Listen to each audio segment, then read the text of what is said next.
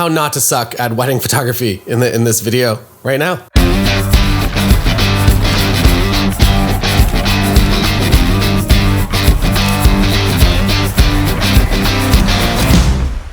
Keep waving. It's good stuff, man. Welcome to the evening office. I should have a hair light or something going on in the background. I'm not a true YouTuber unless something's lit up purple or blue or red or there's LEDs everywhere. Sorry about that. I hope that you can forgive me. Today, talking about wedding photography and how not to suck. This was a video that I originally created in 2018, I think, and this is the updated version of it with a few additional things and a few tweaks to a couple of the points that I made back then. And the goal is just to give you some easy tips and tricks to make your experience better as well as your couple's experience better, and that's what we're going to talk about. This 30 days of wedding photography videos, you can subscribe right now and turn the bell on because there's a new wedding photography video going up every single day of this month, and it is sponsored by Focal. So they're the company that built my website. If you are interested in having a website built for your wedding photography company, head on over there, or family photography. If it is still the month of January in 2022, you can actually get the entire setup fee waived. So they'll actually do a call with you, and you guys can talk it out, and you can be like, I like these 3 websites. I don't like this. I like what this person's done with their website. Can I have something similar? You answer a couple of questions about yourself, and then they go out and they build a website. They write your copy for you. You can obviously tweak anything you want or make any edits, but they give you pretty much a 95% ready to go website that's all proper for SEO, which is search engine optimization. And then the huge bonus is that it comes with a full back end as well. So if you want to do your contracts and your payments, you can accept credit cards through there. You can do everything through this website. It's really a combination of 3 or 4 different tools that I used to use. I used to take my credit card payments through PayPal and a bunch of other stuff. So now it is all in one spot. So head on over there. If it is the month of January, you get that $900 setup fee waived, and it is only in January. So put your name on the list right now. And whenever slots become available, you'll know because you'll get an email because your name's on the list. All right, let's get to it. Point number 1 for wedding photography, how not to suck. The experience is everything. And I truly do believe this, that the reason I have personally been so successful, especially in the beginning, was that I delivered an experience that people just enjoyed having me there. And we're going to talk more throughout this video about the points that kind of all come together for this, but I thought that it was an important first point because the experience and the easiness and the efficiency, and when you're booking, how easy you are to just everything is all about the experience. So the easier you can make the experience, the less headaches you can give your couples, the less uncertainty or stress, the more trust you can build yourself so they actually trust you to show up, the better you're going to be. And when it comes to the actual wedding day, do everything that you can to make that day run as well as it possibly can. And that means not bringing every single problem to your couple and asking them what they want. If you can solve something behind the scenes or you can solve it with the venue, do that before ever bringing anything to the couple, or bring it to a family member first and maybe ask them. Really do everything that you can to make the experience the best possible for the couple. Number 2, when it comes to gear, in the beginning, I definitely did not have enough money to purchase the tools that I actually needed or that I really would have liked to have. The bonus is you can just rent them. You can go on the internet right now and you can rent it. They'll ship it to your house. If you still have a local camera shop, you can probably just go there and pick it up. If you don't have a 70-200 and you know you're going into a dark church and you need that low light performance, you can just rent that. It's going to make your photography in the beginning a lot better. You're going to build your portfolio quicker, and you're going to build it to a standard that you kind of aspire to. Again, you're always building your dream portfolio, and the faster you can start to do that, the better. And if you don't have the money to purchase the most expensive mirrorless lenses, are so expensive now, you can just rent them, and it makes your life a lot easier. Number 3 is to learn light, and learn light in all situations. Quick hack, you can just turn on selfie mode and you walk into a room, you have no idea where the best light is. You can just figure it out on yourself and be like, all right, right there. There's a nice light. And then when your couple walks in, just put them right in the spot and you're good to go. Less experimentation and more confidence in your abilities and less second guessing yourself. I feel like in the beginning, I was definitely like, I think this is the shot, but let's try this location and this location and this similar shot and just do the same pose in all of them. And I hope one of them's good. If you can go in, you can figure out the lighting first. It's going to be a better situation for everyone. And also really just paying attention to light in situations where you're not at a wedding day. All open shade is different. The way light bounces off of walls is different depending on the color of the wall and the placement and the time of day. So really just start paying attention to light and how it affects its surroundings and the people in the frame. Number 4 is to hide your flash. Learn to hide your flash. And this means both physically, don't just put if you got a big flash and it's in the middle of the dance floor and it's kind of like pointing at the family, and every time it goes off, it blinds them and also illuminates your subject. Learn to kind of place it in a spot that still gives you good light, but doesn't necessarily completely ruin the scene for the people experiencing it. And then the second part of this is to learn to hide your flash also in use. So if you're using direct flash, you're using the pop-up flash, don't. You can use direct flash and you can kind of get away with it if you're doing something that you want that really high fashion vibe. Not a lot of people, their body type respond well to that type of just being slapped with a bunch of light. So be careful with it. The more flattering light is bouncing it off of like really anywhere. Bounce it off a wall like is going on right here or off the ceiling. Just learn to hide your flash and to have it illuminate the scene as it would if there was just natural lighting within the scene, and not just making the scene look like it was just clearly a flash lit that scene. Number 5 is backups of everything, backups of backups of backups. I feel like this is the thing that I stress over and over again. Make sure that you have backups, backup camera. So you have at least 2 cameras, maybe even 3 cameras, maybe 1 in the trunk of your car and then 2 on your person at all times. Have backup cards, have backup lenses. Go as far to maybe make your second photographer arrive in a different vehicle so you have a backup vehicle. Make sure that they have backup equipment, and make sure every single key piece that you need on a wedding day, that you have an additional, or you have something that you could get by with if worst case something did happen to a piece of your gear or even your clothing. Have a backup in an emergency kit, have backup pants, a shirt, and maybe some shoes in case you step in a puddle or whatever it might be. Have backups of backups of backups. You thought backups were over, but the next point is also about backups. As soon as you get home, sit down, back up your cards right then. Don't just come in, throw all your stuff on the floor and go to bed. I would recommend going to your computer, and as unfortunate as this is after like a 12 or 14 hour day, coming back, get everything ingesting into your computer and get everything backed up off site. You can use a number of different companies. You can just upload your JPEGs, shoot raw and JPEG within your camera. Again, another level of backup. Shoot 2 cards also, and get those files uploading off site. So by like 2 a.m, the night of the wedding, and get those files uploading off site as fast as you can. So by a few hours after the wedding, everything is backed up in another location that's not just on your cards at your house. Number 7, if you're forced to shoot in bad light, which is an unfortunate thing that we have to do from time to time, do your best to fix it with flash and strobe and bring in extra light, or maybe even the light that's going on in the scene. If you're able to turn off pot lights and turn up other lights in order to balance it better, do that. Otherwise, go a little bit wider than you usually would. If you're getting that really tight crop on somebody's face in bad light, it's just really not going to be a good photo no matter how you crop it or try to fix it in post-production.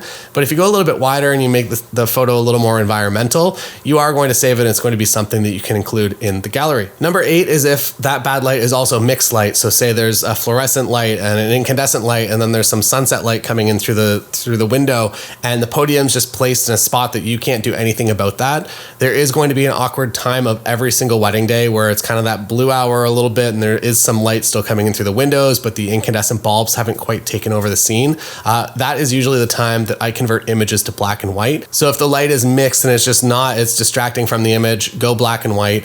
Typically I deliver both black and white and a color version of every image, but in a bad mixed lighting situation, sometimes they only get the black and white. Next tip, keep your shutter speed at or above your focal length. So that means if you're shooting something like an 85mm lens, stay at 1/85th of a second, which probably isn't an option in your camera, 1/100th of a second, or maybe even 1/80th. You can break the rule a little bit. There is one exception that we are forced to deal with at a lot of weddings now. If there's LED bulbs and they're on a dimmer, sometimes you'll get a weird refresh rate. So if you're taking photos and you notice that some of the lights are off and some of them are on, and they're always moving and changing, and sometimes they're at different intensities, it's because your shutter speed is a little bit too fast. And in that case, sometimes I will shoot at 1/50th of a second with an 85mm lens, or in some really, really bad cases, 1/40th of a second. Just make sure that your camera either has in-body stabilization or that you're very, very steady, and also that your subjects aren't moving too much, because even somebody speaking at 1/40th of a second is going to start to get a little bit of blur in their face. So be careful, be aware, and always be checking some review images when you are in mixed lighting or incandescent lighting situations. Number 10, back to backups. Bring an additional GPS. If there's one in your car, that works. And bring printed directions, or at the very least, just addresses. If you find yourself in a space that just you don't have cell reception, or maybe your cell phone goes down or whatever it might be, have a way to actually get to where you're going if you don't know where you're going. Getting ready locations are usually the thing that I have no idea. I'm like, I don't know this street. It could be anywhere within the city. And if you have something printed, or at least an intersection, a major intersection to get you in the ballpark, that's going to save that from ever being a potential situation. Number 11, be upfront upfront with pricing. I think this is maybe one of the most important things that I could ever stress to you. Make sure that your pricing is clear and people know what they're getting and that there are no hidden costs that they're going to be hit with later. Or if there are hidden costs in the form of that you're doing like an in-person sales session, make them as aware as you can about what pricing they should expect, rather than just being surprised with like, hey, you don't get anything. Yeah, we came to your wedding day, but you have to buy each a photo individually. Don't run pricing like that. Otherwise, you're just going to create a really bad name for yourself. Number 12, bring a shot list. If you're a little bit nervous, just bring a shot list. There's one, I'll put a link in the description below, or you can search over on taylorjacksoncourses.com and you can just use mine. It's, I would say, a general shot list. So add anything that you might think you might want on there. But for the most part, it's a very nice thing to just look back at and make sure that you kind of got all the key images. Also just be aware, any elements that the couple brought into their wedding day, grab a photo. Any important family members that are sitting in the front row of the wedding, maybe grab a few additional photos, but bring a shot list to make sure you kind of get all the things that you absolutely need. To add to the shot list, it is also very nice to have a family photo list. In the first meeting, I always ask my couples like, hey, can you put together a family photo list so I know all the combinations you want? Give a copy to me, give a copy to somebody else who knows who everyone is, and they can just kind of yell out names and make sure people don't escape to cocktail hour. It will speed up your workflow immensely. And if you are somebody that's introverted like myself, it's really not a thing that I want to be doing, just like yelling out names and pronunciations. It's a lot of stress. So if somebody else can do that, they know who everyone is. Makes my life a lot easier and also makes the couple enjoy the experience of the wedding day. Even remember point 1, the experience is everything. Number 13, dress well. Maybe a little bit more well than you think that you should dress. I don't know if that's a descriptor, dressing. Yeah, it is. Dress a little bit up from what you may expect. I don't recommend that unless it's a black tie thing. You don't have to wear a jacket and a full-length tie. Full-length tie is going to get in the way of a bag, maybe bow tie if you want. We typically at most weddings just do a dress shirt and dress pants tucked in, nice belt, nice shoes, and make sure you got socks that match your thing. And you're not wearing weird socks. So I guess weird socks are fine. If you're wearing Oscar the Grouch socks, that's kind of fine. It's a funny talking point. But don't show up wearing crazy colored running shoes and jeans and a t-shirt, even if the t-shirt happens to have your brand on it. Dress a little bit above what you think, or if you're just getting started, definitely be dressing for the weddings that you want to be shooting someday, because if there are people in the audience and they're going to notice that and they're going to book you for their wedding. That's exactly how it works. That's all. No, I'm kidding. There's more that goes into it, but it definitely does help. Number 14, keep memory cards on your person. Don't just leave your cameras somewhere during the reception when the dancing's all happening. Keep the important stuff on you. If you have a card wallet, you're taking cards out of your camera, make sure that stays with you. And I would even go beyond that. You're shooting a camera with 2 card slots. 1 card goes in the wallet, 1 stays in the camera all day, just so that you have things in 2 different spots in case something were to happen. Number 15, tag vendors in posts. It's just nice. It helps them. They can share things. Make posts for vendors. If somebody did an amazing job on floral, make them a quick reel on Instagram and send that to them. They're going to be stoked to post that, or post it and tag them and they'll reshare it. And yeah, just be good to vendors, and the vendors, they will be good to you. Number 16, when in doubt, scout. I didn't mean for that to rhyme, but it does. If you are nervous about a new place that you haven't shot, or if you're newer and you want to really just kind of get good trust going with the couple, tell them that you'll go to the spot that they're getting married or the spot you're doing photos at the time of the wedding day. Go there on a sunny day so you can actually see the lighting and how it reacts. Best case, it's just going to be cloudy and it's going to be really easy. But worst case, you're going to have to find a spot to do those family photos in the sun. So make sure you go in prepared, or knowing that you're going to have to drive somewhere else or go to a second location. Or if it is a spot that they're pitching for the photography session, you're driving to it specifically and it's just not going to work. It's very nice to know that a couple of months before the wedding rather than showing up on the wedding day to it. Number 17, exactly what I just said. Find a family photo spot before anyone asks. People will ask you, the parents are going to ask you, the grandparents are going to ask, where are we going to do family photos? And just know the spot to direct them to. The earlier you start telling people, or if they're asking, the more organized people will be. If you're like, yeah, we're going to do them at the side of the church immediately after the wedding, that means that everyone is going to kind of find their way organically there, and they're not just going to disappear into their car and try to drive to the reception. Number 18, don't be the center of attention. Please don't lay in the aisle 2 feet behind the couple while they're at the front of the church. Everyone's going to be staring at you and what you're doing and not the couple. So stay back, get the right lenses in order to accommodate that. My other limitations, I guess, with this is that I don't want to be in front of the parents if they're in the front row of the wedding and they're looking at their son and daughters. And I don't want to be in between that, especially for any of the important moments. So I do my best to kind of stay in the center of the aisle where everyone can still see. Also, during the reception, don't stand directly in front of grandma while her grandson or daughter is giving their speech. Move around. So even if you do have to stop there for a quick photo, take the photo and move on. Just learn to time yourself with kind of the laughs and the pacing of speeches is pretty obvious. You know when people are going for jokes and when to get ready. So find yourself in a spot that's, if it does end up being a little bit obtrusive, just for a second or two before carrying on somewhere else. Number 19, bring sunscreen. Bring bug spray. You'll be everyone's best friend if you find yourself in a buggy environment and you're the one that brought bug spray. Also bring an emergency kit with a couple of things that you may require throughout the day. One important thing is chalk. If you have white chalk, you're able to hide a lot of things on dresses very easily. Tide to go, also very helpful.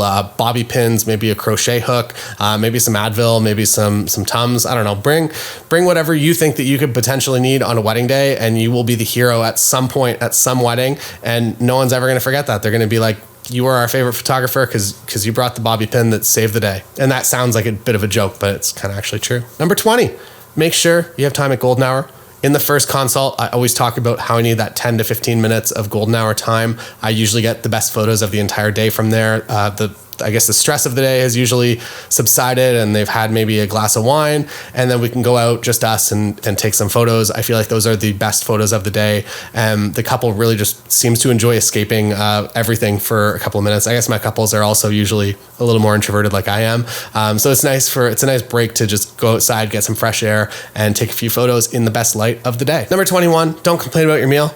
I don't want to say like be happy that they're feeding you, but if you happen to be getting served as soon as they're like calling speeches, they put your plate down and then they're like, by the way, they're going to start speeches right now. Just learn to deal with it. You're there to work. Don't complain too much about that. I don't put anything in my contract of like that I must be fed first. I feel like that's a weird thing if you're looking to become a preferred vendor and you have all these weird stipulations. I feel like that's not going to be the most ideal relationship. Be there, be accommodating, know that you're there to work. And if you got to eat quickly, I guess this also comes from a place that I worked in an Outback Steakhouse kitchen as well as a server for a while. So we had like 5 minutes to eat our staff meal. So maybe learn to eat faster. Go work at an Outback Steakhouse for a couple of months and you'll learn how to eat real fast. Number 22, always bring a positive attitude, even if stuff is not going your way. If it's about to rain or it's thunderstorming or you have no spot to do family photos, do your best to remain positive and to know, like, just to assure the couple, like, we got this, like, no worries. When you arrive on a rainy wedding day and it looks like it might rain, be the person that's like, hey, no, we got like a 2-hour clearing and it's not going to rain for at least 2 hours. So be the positive person and not the person that shows up being like, I can't believe you picked today. The weather is so bad. Why'd you pick November? It's cold. My hands are cold. I don't want to go outside. Don't be that person. Just be the person that's happy to be there, doing a thing that they love, taking pictures of somebody's party. Why would you be upset? Number 23, I guess, is just exactly that. Have fun. If you're having fun and you're enjoying yourself, you're going to get a lot better emotions from people. No one's going to be awkward around you if you show up and you're having a good time with them. Obviously, within reason, if like read the room, don't go crazy next level if everybody's like having a chill morning, but just be having a legitimately good time to be there. Again, you're taking pictures of people's parties. It's kind of a dream job. So just reflect that in the day and people are going to be very excited to have you back to the bridesmaid's wedding, the sister's wedding, the brother's wedding, the parents' wedding, grandparents' wedding. That'd be cool. I haven't got one of those referrals yet. I hope so soon. That is all for today. If you're interested, head on over to the link in the description and get your Focal website today. For the month of January, if you put your email address in, you're actually they'll build you an entire website. You get a Zoom call and you'll talk to each other and then they build your site based on feedback. It's an interactive process. It's not like, hey, I would like a website and they just come back with a thing that like they think is good for you. No, you're fully involved in that process. You're talking to them and you're customizing out exactly what you would like. And also it comes with all the expertise of the fact that they know how to build a website that is going to rank on Google, that's going to get you more work. Also the calls to action, there's a lot that go into it. We talked about it in week 1 of this course. So head on over to week 1 if you're interested in learning a little bit more. But otherwise, go put your name on the list now. There's no negative for you to put your name on the list and wait for spots to become available because they will be coming very, very soon. And also the website comes with a beautiful back end where you can just do all your bookings and you look super professional. It's a very turnkey solution. It's a very easy turnkey solution that involves a lot of different things that you may not even know that you need yet. And then you also you're on the marketplace already and people are going to be searching for packages and they're going to be finding you and booking you. It's going to be a good thing. All right, that's all for today. I will see you again tomorrow for more wedding photography talk. That was a bad outro. We'll do that again. See you tomorrow